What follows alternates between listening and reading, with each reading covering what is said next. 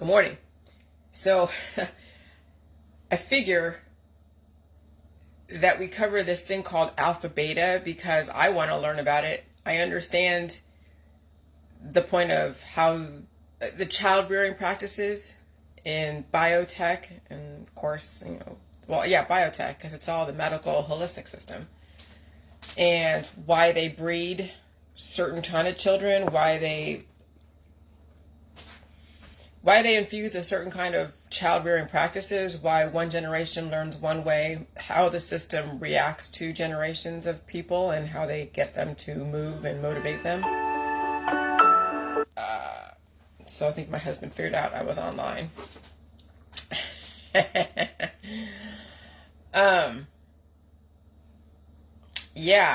Alpha, beta, and hunger. So now I'm on this side with the climate change and with the particles accelerating, because the particles are accelerating. We're in this weird climate atmospheric river. The body is going to be reactive to the particles, triggering the immune system. The immune system is going to want to grow and push out. You have to have the energy conversion. You have to have the substance to deal with that energy conversion, or you try to stay cured and then deteriorate in the system. Or you're not retaining enough energy for the energy conversion, and then whatever fat, whatever muscle you have right now is being utilized up. It's like how would I explain that? Those that are bigger but are still maintaining and going through the energy conversion, or even going through therapies,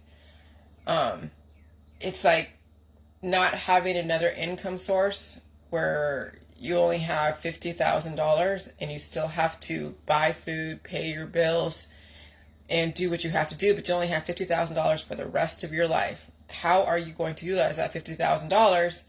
And are you going to put it to good use, or are you going to find another energy conversion, another revenue source to bring in capital so you can make up for what you're losing? So that way you're not now at the 11th hour with only $12 trying to figure out how you're going to survive.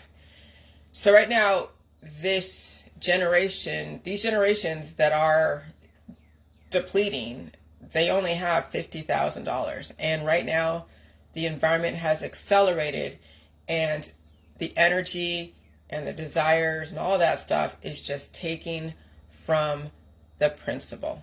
Like taking from the principle until it's all paid off, but it's not like you're going to live and enjoy it. You're going to pass away. When you finally pay your debt to society, if you haven't figured out how to bring in another revenue stream and recoup the resources lost, you'll be all paid off to your government, and then it'll be in the morgue you go. So I know it's like a flip side of amortization, I guess. It's another financial term. Amortization, amortize something. I gotta learn how to pronounce that correctly. But yeah, that's what's going on. And so we have alpha and beta generation that's coming up right after generation, was it X, Y, Z, and millennial? Now we have alpha and beta. And what is alpha generation? Well, they're born in like 2010 to 2020 or something like that. And they're the ones that are taking on all of the changes in our society. The system is coming down harder on people. It's going to be a little bit more difficult to live. Parents are going to be struggling. So the environment is going to cause an alpha. Okay, why would it cause an alpha? Because you think from an alpha comes a beta. That's where I'm getting ahead of myself. This is where I have to really figure out. I'm figuring this thing out, which this is me now in the process, and I have to hear myself. And so what produces an alpha? Well, you have Generation X. We had beta parents. Okay, why do we have beta parents? Because they had alpha grandparents. Why did alpha grandparents? Because they were fighting wars.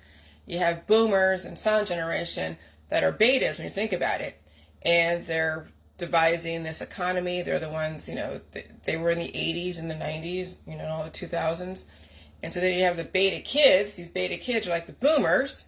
And think about it. Okay, so the boomers are like these betas, the beta fish, going out and devising the economy, listening to government, developing government regulations.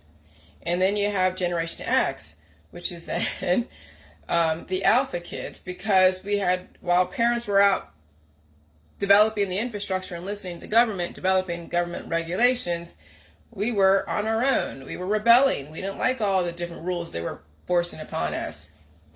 But we were also out there. We didn't have all these different measures as well. So you think like, well, how is that? You have beta parents that are mostly gone. You're fending for yourself, but yet you're saying they're forcing rules. Well, I mean, there's a combination of stuff going on during that time. We have the say no to drugs. I mean, you can see in history what the 80s that we went through, all of the wars and all that. So then you have Generation X, and then what are Generation X developing? Well, they're developing now these alpha children or beta children. See, that's and there's always that little overlap. And so, and it's hard, and it's not like across the board. I mean, it is and it isn't.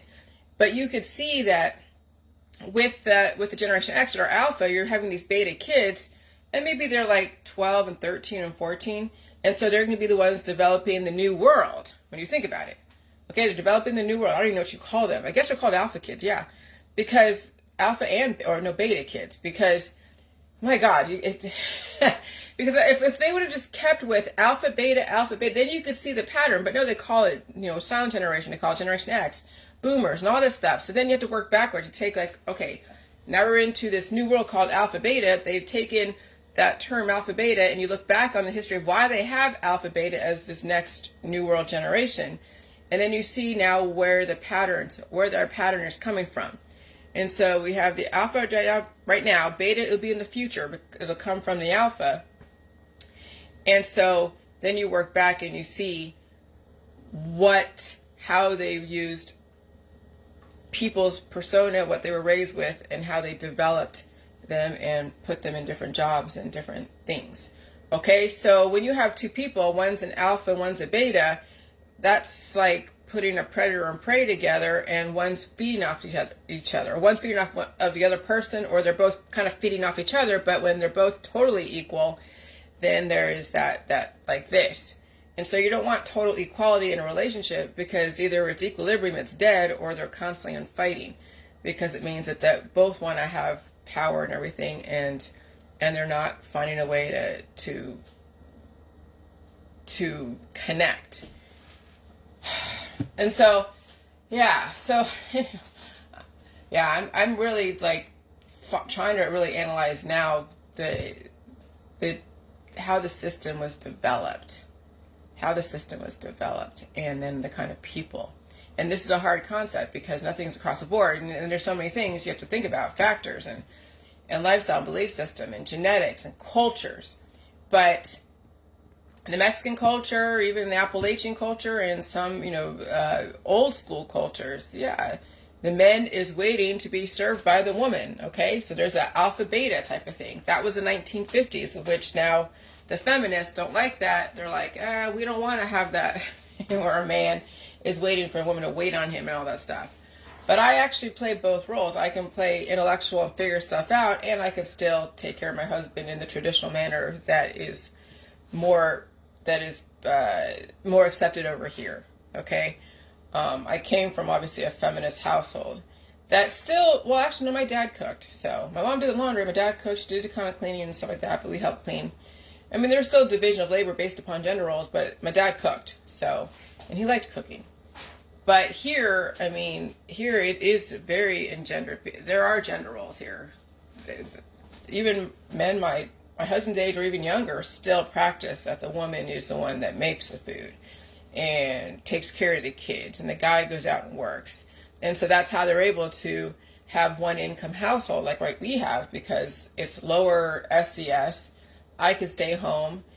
House is only $500 a month for a mortgage, and my husband go off and work, and then also have his boat and have his toys, and I'm playing the role of laundry and doing the dishes. And so could you say that I'm feeding off him? Well, on some level, I mean, you could say that, but it's both. I mean, I try not to take more than I want, or than I should, but that's the alpha beta type of situation. Now we have people, that get together that try to play that alpha beta situation, and they're both alphas or they're both betas, and it just they're forced together because of so many reasons, or they think they have to be together because everyone else is doing it and they think they should do it, and you don't force them like that. Especially with times are changing, and maybe people are better off on their own. That you have betas stay on their own and have alphas stay on their own. You get them together, it's an explosion, which is children or crime or new ideas. I mean, you got to take the good with the bad, but at some point, the system is going to be like, okay, enough of the alpha beta type of mentality of bringing those two worlds together and then seeing what happens, a chemical reaction.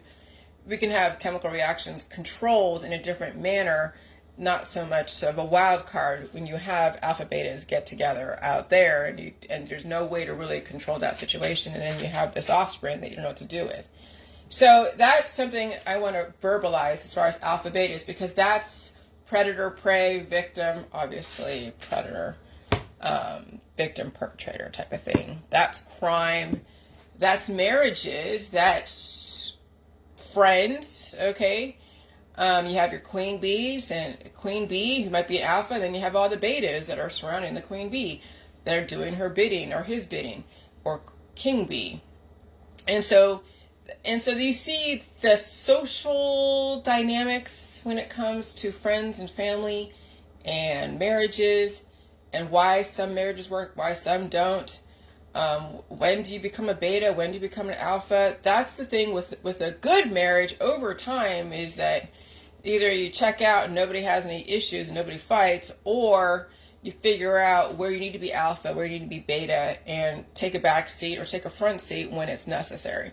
And that's something that people who are alphas have to learn how to be a beta, and that's difficult. And so that's why alphas probably tend to need to work alone, because they will cannibalize the betas around them. And that was probably my issue. Since I'm such an alpha person, I was cannibalizing, trying to convert everyone around me to be as alpha, and they may not have it within them, or they couldn't understand where I'm coming from, or they wanted to be an alpha in their world and they weren't going to be converted by me, and so they had to be alpha somewhere else, because you can't put two alphas together, they will fight to the death. And you can't put two betas together. Well, you could put two betas together, but who's going to take direction from who? Okay, I mean, somebody has to be the leader, and so then that's the organizational structure. That's the government trying to figure out how to use people and figure them out. Okay, so that's just another insight on the, I don't even know what you call that. It's probably a social dynamic. It's probably I'm sure interpersonal therapy. No, I don't know. It's physics. It's chemistry. It's all that. And then hunger. I'm telling you, you want to be hungry a little bit. You don't want to be too full, but you don't want to starve yourself either. You want to be able to maintain and be always up to being satisfied, but not too satisfied when the frequencies are at relative equilibrium. And when they change, you want to be hungry, because you want to know that you can feed that hunger and release the demons. And then you know that when the environment calms down, you will enjoy that relative equilibrium. Okay? It's when you have too much of a good thing that then you don't realize what's going on until it's too late, because there's no indicators, right? You're fat and happy, and you're satiated. And when you're satisfied and satiated and complacent, you have no reason to move. I mean, that's Universe 25. That's John B. Calhoun Bumpus. That was his middle name, is Bumpus. That was his experiment. Universe 25. When you have a utopian society, you see the division of how the rats interact with each other when they were given everything they could possibly want. And you saw people were, the animals were, or the rats were either cannibalizing each other, or checking out, or preening, and becoming the most beautiful specimen in that rat's nest. And so right now, this is the thing, you don't want to be too satisfied. You don't want to be too complacent. Yeah, you have a degree. Big fucking deal. How are you going to keep alive, stay alive? You're great at your job, and you know your job so well, but then people become complacent when they have everything they could possibly want. They have the money, they have the power, they have their friends, they have the social connections, And it's just now maintaining status quo, but it's not taking anything new and learning from it or even changing their lifestyle. And that's where you get trapped. And that's where it's like shooting fish in a barrel. When you're so complacent and you're not hungry and you're not aware and, or you're under the influence, it's like shooting fish in a barrel. That's why I'm glad that I felt hungry the last couple of days. I feel good today. Like, I released a bunch of demons this morning, which more than I was like, holy shit, where did this come from? Like, again, I sometimes get surprised at how much I release because I didn't eat that much, but the body does hold on to stuff when it needs to. And then when the climate shifts, you have that on reserve. And then when the climate shifts again and it needs to release the old world, it releases, and you're just like, yeah, you're marveling at the wonders of nature and the mechanics of nature. As long as you train your body to do the retention and release and you feed it. And so last night I had whipped cream before I went to bed. I whipped some cream and I eat it as a dessert. And I could hear my stomach gurgling. I could hear it alive. It's producing life. And then this morning, everything came out. So drinking warm milk or drinking or eating a whipped cream that you've whipped so much, and now it's like almost like a mousse, and you can put a little tiny bit of chocolate in there and make it a chocolate mousse type of thing, and that's so good. Okay, but if you have predisposed issues and you're bringing life into your body and you have damage in your body, then that life that you're bringing on is going to trigger your immune system to cough, sneeze, blow, nose, and push out whatever, and that could also mean inflammation. And so you have to realize that when you're bringing life in your body, it's an awesome thing. You're keeping yourself alive, but you also have to remember that if you've stopped releasing the damage because of all the medications you're under, or you're under constant surgeries all the time, then you're going to have to rebuild and release, and that could be painful. And so what people do is when they don't want to feel stuff, they stay away from milk, they stay away from meat and cheese and all this stuff. And so they're very, very slight, very skinny, malnourished, but they don't feel anything. They don't feel anything until that one last energy event where it's the last energy conversion. And when the body, doesn't have enough of the substance to convert that energy to keep you alive, that's when it died suddenly. That's why you can't afford to be skinny in this environment. You cannot. You have to feel the hunger and you have to eat. Okay? And I'm telling you, it's not enough to eat the plant-based meats. People are thinking like, oh, you can get your complete proteins from soy and then beans and rice. There's something to be said for a complex data pack such as a slab of freaking roast. And it could be a pig roast, it could be a cow roast. Now eventually we're going to be in lab created meat, so that will be a little bit different. We'll see how that goes, like Beyond Meat. I'm not saying it's carcinogenic. No, it probably has all the same characteristics, but it's grown differently. It's not grown out there, and then slaughtered. It is developed in a lab, like by a 3D printer with all the necessary elements and proteins. Okay, and it'll still give you what you need, just like lab-grown milk. It'll still have the fatty acid. You're not getting the milk from the cow that's coming to you, but you'll get some form of it that will be made in a lab that will have the fatty acid, amino acid, hormones, and minerals. Whatever is in milk that's in today, what we have in from the cow can be replicated in a lab. So that way we're not enslaving animals and slaughtering animals and torturing them, okay, to feed us, because that's what alpha and betas do. We torture each other to feed each other.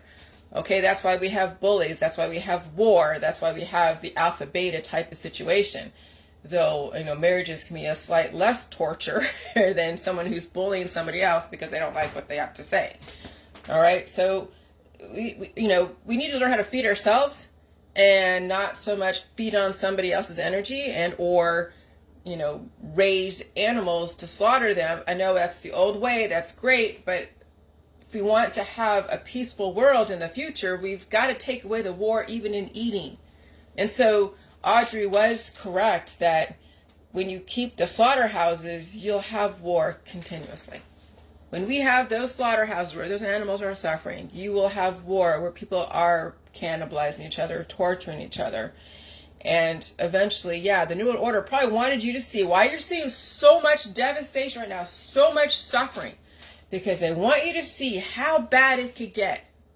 Okay? So that way, when you think about it, just like World War II, it'll never happen again, right? But you see, World War II is happening again because we've allowed it, because we have people dying and reproducing, so they have a short memory. Kids don't remember World War II because we weren't around that time, but our parents and grandparents remember World War II, but they're dying off. So then you almost have to have a World War II over and over and over again when you allow a population to get so huge and you have so many different generations trying to cohabitate with each other, and some have longer memories than others. Some don't even have the memory. They're like, what is World War II? Except for what they see on the History Channel. That's why they keep showing World War II on the History Channel all the time. So you know that, yes, you can see how bad humans can get. And then now you see what Epstein did, Weinstein, R. Kelly, Ghislaine Maxwell, and even people in your community, people through the activist community, how evil people can be. And you see it even on my reviews on Amazon. And you have to look at the intention, you know. With me, people are like, oh, Jillian is so horrible because she's tortured an animal. But you see that I'm not, my intent was never to harm my animal. My intent was never to inflict pain on my animal purposely to, you know, I wanted to keep her alive. Didn't realize that at this point it was too far gone. And of course, the surgeries was already just... And so you have to understand the intent behind people. The intent. And so you almost have to excuse that when there really is ignorance somewhere, or where you're learning something like experiments, right? That's what happens like at the lab. People get mad at biotech for experimenting on dogs and rabbits and all that.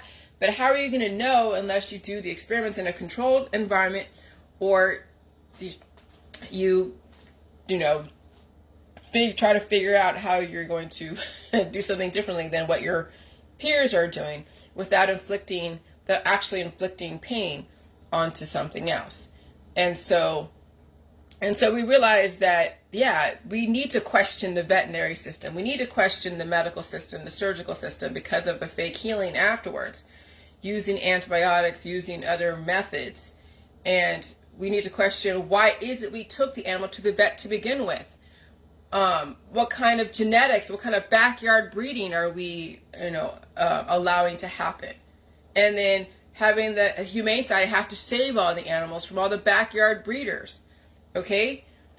And so then adopting them out, even though they have deficiencies, you don't know what's in their genetic, you don't know what's in their background. It's like taking on a teenage child that you have no idea what happened in their childhood, and they were, maybe they were heavily abused by someone and tortured, and then, the system figured out how to therapize them and push all that back. And so you get this kid, you adopt this kid, foster kid, and they have all that in their background, and you don't realize they become, a serial killer in that household and destroy everyone. I'm not saying that's a reality, that's probably happened, but that's the thing, is that we need to start looking at how we are raising animals, how we are raising children, and then we need to question the medical holistic system. Because the predominant trauma is the medical holistic system. Now, as far as silent births, like Scientologists, like we hear about silent births, no, you need to release the energy. Babies crying at birth is releasing the energy, the trauma of birth. You hold that all in, things mutate. So no, I don't agree with the Scientologist way of silent births. But there's always trauma when it comes to bringing life into fruition. There's always a little bit of trauma. But then when you have figured out how to react to the energy of that trauma, and you release that, it doesn't have to be something that runs you in the future. Because there's always going to be trauma. When I watch some of these movies, I'm like, Jesus, they're just trauma after trauma. Like I'm watching Queen of the South, and there's so many torture scenes because it's the Mexican cartels. And so I fast forward. Sometimes I'll fast forward through almost like a whole segment, because all it is just glorifying violence.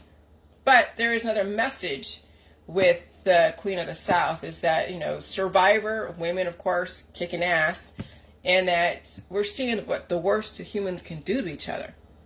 And horror movies are the same way, okay? But also what you're seeing in real life, how people treat each other when they don't understand each other, how mean they can get. And so you're seeing exactly what the medical holistic system has produced.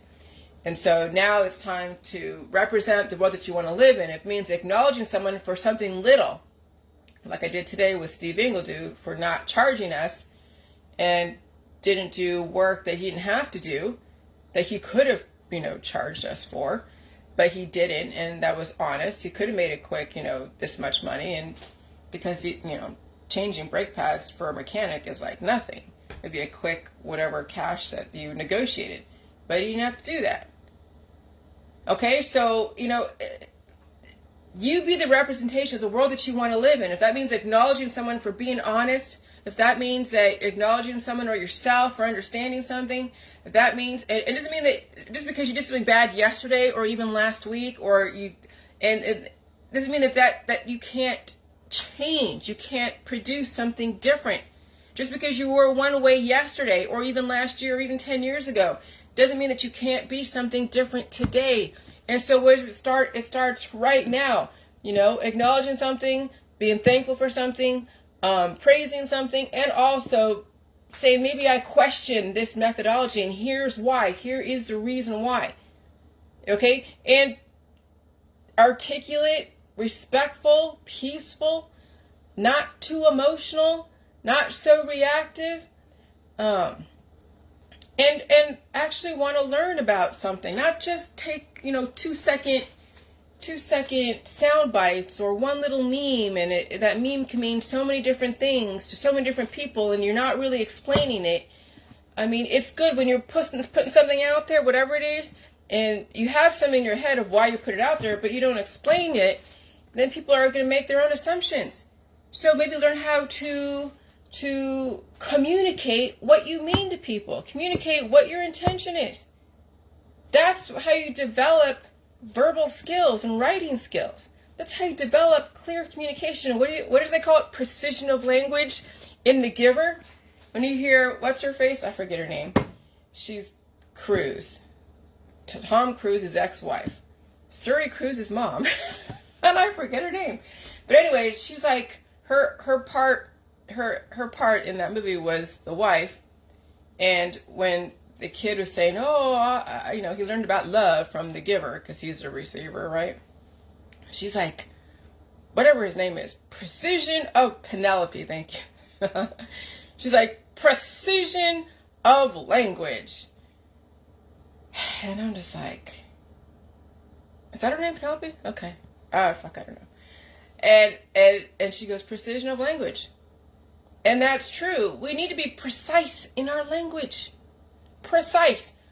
We try to not give out our opinions because opinions are like assholes, but really be precise in our language. Use the science that's there. Talk about your intentions. Because even when you think that you want to live forever, which, okay, whatever the hell that means, but immortal, do you think that going down the road of the holistic allopathic is living immortal? Because look at the people that are in the holistic allopathic. Look at the licensed professionals in those worlds. They're aging out and they're dying. And so then you have to look at what you're putting out there. Is it aligned with what your intention is? And so when you actually put out your intention, then people can see the misalignment. But when you just put out a meme or put out something that maybe that's your intention, is to be vague about your intention. Imprecision. See, imprecision is the loophole people get away with. So that way they put something out there and they know how people react, and so they just let it be out there. And then people assume that means something because you're in this or you're in that. And in reality, no, you took no responsibility for what you put out there. Just like putting out videos. Why don't you put your take on the video? Why put a video out there without you putting Katie Holmes? Yeah, Katie Holmes, not yeah. So why put something out there, right? And sometimes I do that. I'll just put something out there and I won't say anything about, what I put out there. But sometimes I'll put like a comment from someone else that I actually agree with, but I just didn't want to take the time to write it out myself. So I'll go and not paraphrase, but I'll quote. I'll steal the comment, put the quotes around it, and paste it up there. So I have precision of language on some level, or give you like, yeah, this actually makes sense. Okay, so that's the thing that humans right now need to learn how, is to have precise language. How to articulate their point of view without coming off as a bully, without coming off as emotional, without coming off as a savior, without coming off as a Satan, without coming off as all the things that are in politics, that are in all the religions. You know, all the religions are like, oh gosh, Satan or a savior, right? Or the science, oh gosh, you don't get a V or you do get a V, you're Satan, you're this. I mean, the same thing, because you know that the medical system is tied in with the Vatican, the Rosicrucians, the Greek, the Romans, and all that stuff. Okay, but yeah, that allegory of King Midas, that was awesome. Okay, where when people are chasing wealth and chasing this and chasing that, and that's predominantly right now why we have such imprecision of language and communication, because people are chasing wealth and all they really want is the social capital, the likes, the wealth of just acceptance, greedy for acceptance, greedy for being, you know, for whatever. And so it doesn't always have to be actual gold. It could be greedy for all of your people in your religion praising you and saying that you are, you know, you are righteous, you are the woman of God or a man of God, and you are this and you are this and you are that. And that's also, you know, a greed, a King Midas type of thing. And then imprecise language, because you see them when like someone says, oh yeah, if you know the truth and you go away from the truth, and then you are something. And I'm like, truth of what? And so, or there's so many things I see in the religious world that are so hypocritical, but they understand. But see, now you're saying hypocritical, seeing both sides, right? But you have to acknowledge that you see both sides. That's the deception around hypocrisy, is that you don't acknowledge that you're hypocritical too.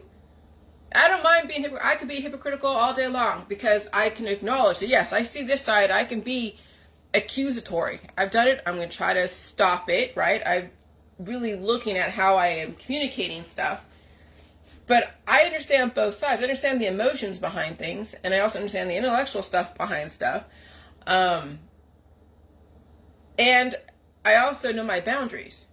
People say like, oh, well, you don't allow people, you don't allow conversation on your page, Jillian. You always want to block and delete and all this other stuff. Oh, if it was respectful, but even if respectful, do you want always someone coming on your page and countering everything you say, debating with you on a constant basis? Doesn't that get tiresome when you're in your house and you're walking to your bathroom? Do you want some kid or somebody saying, well, you shouldn't walk that way, well, you should be eating this toothbrush or using this toothbrush and using this toothpaste, and you should make your bed and you should do this? I mean, when you have people constantly always challenge you at every single freaking get-go, no, I'm not going to have a free-flowing conversation where I'm being challenged every single time I say something. Okay, I have explained myself. I have gone back and forth with my trolls. I'm done with that. Actually, I'm done with that. I'm done with the trolls. And I'm going to say that honestly, I'm done with the trolls. I've explained myself. I've acknowledged the Amazon reviewers. But again, I have listened to my trolls. Again, you can't say anything new to them. You can't say anything to them, because they're going to try to counter it, or they'll spin it to their stuff, and we'll both be spinning our version of what we think is right forever, and that's a waste of time. And so at some point, you're going to have to just agree to disagree and go to your separate corners of the earth and don't ever fucking interact, because there's no reason to. And that's why we have the internet. That's why we have police and our own self-protection, so someone isn't genociding you for a belief system, which is what we have developed again. And so we're seeing it now. That's why they showed World War II so much on the History Channel. That's why we're looking at ourselves in the mirror on Facebook, because we're seeing how bad humans can get. And look, politics, religion, and science dogmas have developed that. And then the medical holistic system reinforces that. And then our imprecise language and our misalignment with our intention and the outcome is now even more so. And so this is where humans really need to take a deeper look at what they're doing and what they're saying, what they're doing. And if you want to be deeper, not so superficial and like la-di-da-di-da, here's another fucking activist stance, then you have to look at what your communication is. You have to look at your imprecise language. You have to look at your emotions. You have to look at what exactly are you promoting. What is it are you promoting? Not just another activist, not just jelly, because jelly juice is just a freaking drink. It's salty water and cabbage. It's really, how are you dealing with this environment? or are you promoting another fucking cure? I mean, I guess if that is your intention, is really to promote another cure and accelerate the death process, then be precise in your language and say, I don't believe humans should live longer than what the system they have put themselves into allows them to be. Okay? Just say it.